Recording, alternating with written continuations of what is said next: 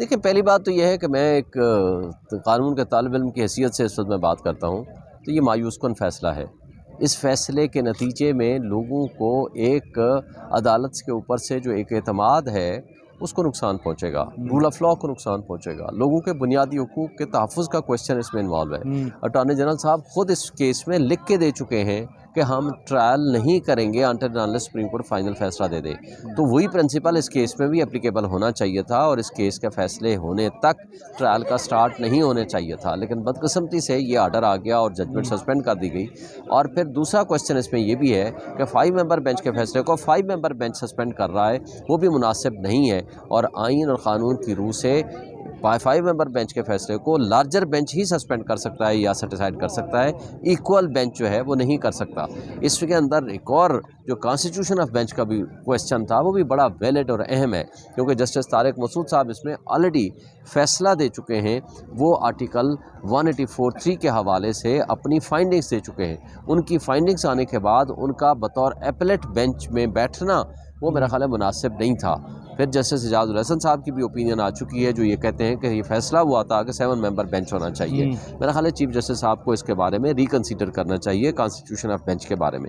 मेरी राय तो ये है कि चूँकि ये बहुत अहम केस है और इसके फार रीचिंग इफेक्ट आने हैं, इसलिए इसमें 10 रुकनी बेंच होना चाहिए या 9 रुकनी बेंच होना चाहिए, जिसमें जो सीनियर मोस्ट जजेस हैं जो इस वक्त इसमें हिस्सा नहीं है, स्पेशली चीफ जस्टिस खुद काजी फाइसा साहब, जस्टिस अतर मिनल्ला साहब, जस्टिस जमाल मुंदोखेल साहब, जस्टिस शाहिद वहीद साहब, इनको भी इसका पार्ट होना चाहिए। फाइज ईसा साहब ने खुद को क्यों अलग कर लिया है, क्या समझते हैं, इसकी क्या वजह होगी? मेरा ख्याल है कि उनको नहीं अलग होना चाहिए था। जो तमाम इंपॉर्टेंट केसेस होते हैं, हमेशा चीफ जस्टिस जो है या उसको हेड करता है या वो अपील में फिर उनको हेड करता है। तो इसलिए चीफ जस्टिस साहब का अपने आप को सेपरेट कर लेना मेरा ख्याल है वो मुनासिब नहीं है। उनको इसमें शामिल होना चाहिए, उनकी फाइंडिंग्स आनी चाहिए और सुप्रीम कोर्ट को इसमें बहुत संजीदगी के साथ सीरियसली लोगों के बुनियादी हकूक़ के तहफ़्फ़ुज़ के लिए जो कि वो पाबंद हैं उनके तहफ़्फ़ुज़ करने का, उसके बारे में एक फाइंडिंग्स फाइनल आनी चाहिए। और चूँकि इस केस में सिर्फ इन्हीं 103 105 बंदों तक ये मैटर इन्वॉल्व नहीं है, ये for all time to come हमेशा के लिए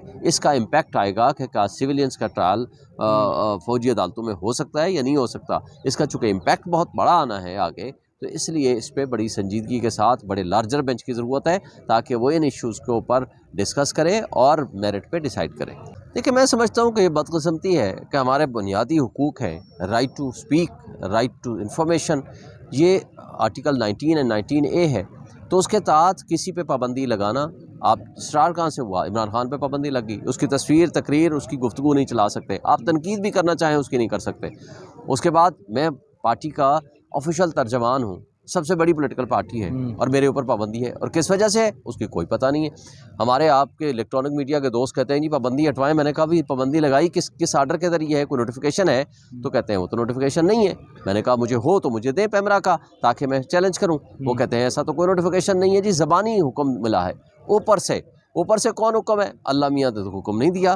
तो फिर यहाँ दुनियावी खुदा कौन से हैं? अब दुनियावी खुदाओं का पता चलेगा कि किसके हुक्म से पाबंदी लगी है, वो तो इलेक्ट्रॉनिक मीडिया वालों को पता होगा। जब वो मुझे बताएंगे फिर उनसे उलझेंगे दुनियावी खुदाओं से कि वो क्या कहते हैं और उनके क्या रीज़न्स हैं। दो अलग अलग चीज़ें हैं।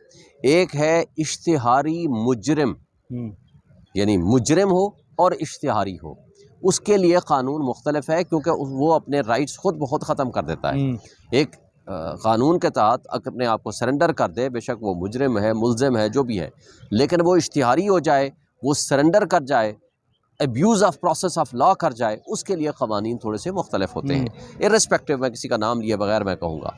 लेकिन खान साहब का जो ज़माना है या खान साहब के हवाले से जो बात है, मुझे बता दें उसे कभी हेट स्पीच की हो, या उसने कहा हो जाओ जी चढ़ जाओ, जलाओ घिराओ किया हो, या कोई ऐसी गुफ्तगू की हो। आज सबसे बड़ी पॉलिटिकल पार्टी है, 90% अवाम उसके साथ खड़ी है। आप उसको कहते हो कि हम उसको नहीं आने देंगे, उसके तर्जमान को कहते हो हम मीडिया पे नहीं आने देंगे। आप उसके लिए जो बहाने हिले सोचते रहें। मुझे बताएं, मेरे हज़ारों की तादाद में आज भी यूट्यूब पे चैनल पे मौजूद है मेरे जो स्टेटमेंट्स हैं, मैंने किए हैं, हर प्रोग्राम मैंने किया है। हमेशा तहम्मुल, इज़्ज़त, एहतराम, logic with reason and supported by law and constitution मैंने गुफ्तगू की है। मुझे बताएं, अगर मेरे पे पाबंदी लगानी है तो आप पैमरा के जरिए पाबंदी लगाएं, नोटिफिकेशन जारी करें और बताएं कि ये आपने गलत बात की है। मैं अपने आप को डिफेंड करने के लिए तैयार हूँ। हामिद मीर के साथ बड़ी ज़्यादती कर रहे हैं ये।